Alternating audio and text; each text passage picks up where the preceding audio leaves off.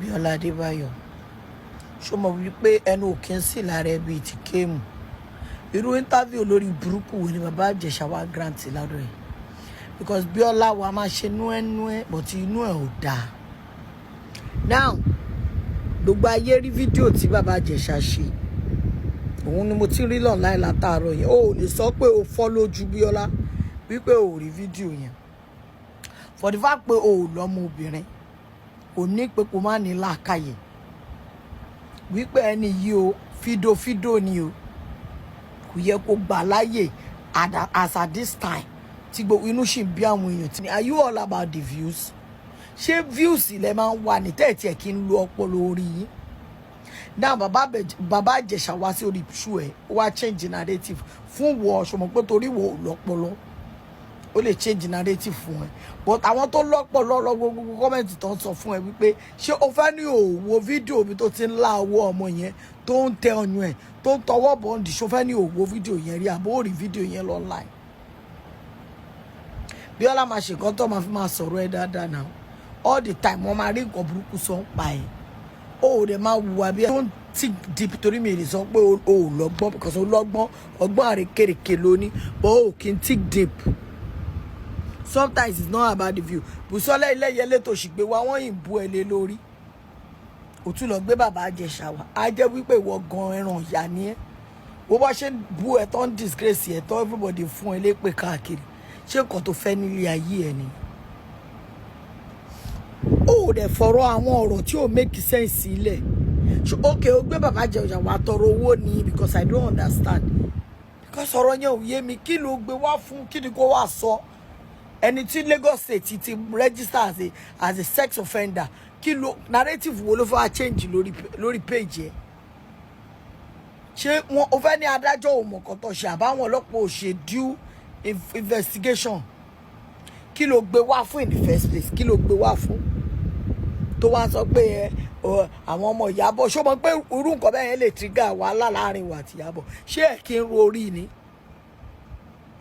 Ìjà tó máa ń ṣẹlẹ̀ láàrin àwọn èèyàn ìtẹ́ bá avoid ẹ̀ ó máa help yín. Kí ló jẹ́ kó máa dárúkọ àwọn ọmọ Ìyábọ̀ àti gbogbo wọn fún lórí page ẹ̀ tó bá bẹ̀rẹ̀ pẹ̀lú ẹ̀wà náà ń bú ẹ̀. At least let people be when they are not looking for your trouble. Let people be. It's not about Ìyábọ̀, but I'm only telling you. Irú kan bá ó lè fàjà ìwọ àti Ìyábọ̀. Because why would you allow somebody to come on your page láti wá máa dárúkọ àwọn ọmọ ẹ̀ and láti wá máa mention ẹ̀? When to them ọ̀rọ̀ wọn ó trend wọn ọ̀rọ̀ yẹn máa trigger a lot of things láàrin àwọn èèyàn. Are you trying to put her out for dragging? BIOLA, you better be careful. Sometimes it's not about the views, oh. Dẹ́ẹ̀dẹ́ mi jà ọlọ́mọ ń sọ máa lo ọpọlọ ẹ̀ yára ẹ ní brain ni o. Tó bá ṣe nǹkan tó dáa máa sọ fún ẹ pé ó dáa tó bá tún ṣe nǹkan tí ò dáa a máa jẹ́ kó yí ẹ. Eléyìí tó ṣe bàbá ńlá nonsense ni ọ̀rẹ́ ni bẹ́ẹ̀ sọ̀rọ̀. As a mother kò yẹ kó tiẹ̀ tó o bá tiẹ̀ fi òbú ẹ kò fi bí ọmọ kò mọ bó ṣe ń rí àwọn tó túmọ̀ ẹ wọ́n á ṣàti bí ọmọ. Níṣẹ́ gbọ́ pé níyì pé sórégèsì ló ṣe which is not bad but máa ní tara bí amọ̀ díẹ̀díẹ̀. Understand? Máa ní tara bí amọ̀ because àwọn kíní burúkú kò ń ṣe ọmọbìnrin gan nìkan ló ń fi tipá bá sùn. Àbí fídíò yìí ọmọ ọkùnrin gan safe and you are a mother to a baby boy. So máa gbàrú nǹkan bẹ́ẹ̀ yẹn láyè. Mother ni mother jẹ́ mi ò kí ń judge èèyàn. But ká gbọ́ ọmọ pain táwọn ìyá tó jẹ́ pé wọ́n la òbò wọn yẹn tó ń kígbe online tó fi bímọ pé àwọn ò lè gbárò wà understand better. I understand the journey wọn better. Kò sí àbí àmọ́ tó máa rí fídíò yẹn àtàárọ̀ ni mo ti ń rí tó ti ń jà ìrànìràn BIOLA mama get her involved in all this nonsense. Kò tiẹ̀ yẹ kó gbé bàbá Ìjẹ̀ṣà even tó bá náà fẹ́ grant interview kò ń ṣe nísìn. Àwọn gbogbo àwọn tó kù ṣé wọn ní platform ni èyí tó tiẹ̀ jẹ́ ọlọ́wọ́ ọ̀tún ẹ̀ Yomi Fabiyi ìṣòfin ní platform láti wá rojọ́ òṣì.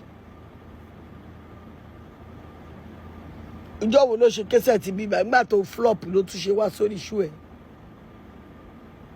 tọ́rọ̀ yẹn bá wá dìran tó tẹ́ni tí wọ́n dárúkọ ẹ̀ lórí péjì tó bá wá bẹ̀rẹ̀ pẹ̀lú ẹ̀ wọ́n á ní Ìyábọ̀ bẹ̀rẹ̀ wàá máa sunkún òṣì wàá máa tẹ́wọ́ pẹ́pẹ́pẹ́ avoid wàhálà but everywhere tí mo bá wọ̀ lórí TikTok people are complaining everybody ló ń ṣe show fún ẹ kí ló ń ṣe ẹ ná views òṣìwò ló ń wọ́wọ́ YouTube wo lẹ fẹ́ gbà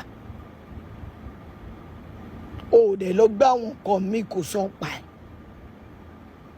wọ́n yìí bu ẹ̀ lánàá pé ó ti tún lọ gbalẹ̀ fún Bùsọ́lá ilé ṣó máa ní káwọn wá dáwó pé káwọn fi kọ́lé fún ni wọ́n yìí bu ẹ̀ nígbà tó post video yẹn can't you rest nígbà tó ṣe ti Tóyọ̀sí tó bímọ everybody kí ẹ tó bá tún ṣe òṣì náà máa tún sọ pé òṣì ló ṣe.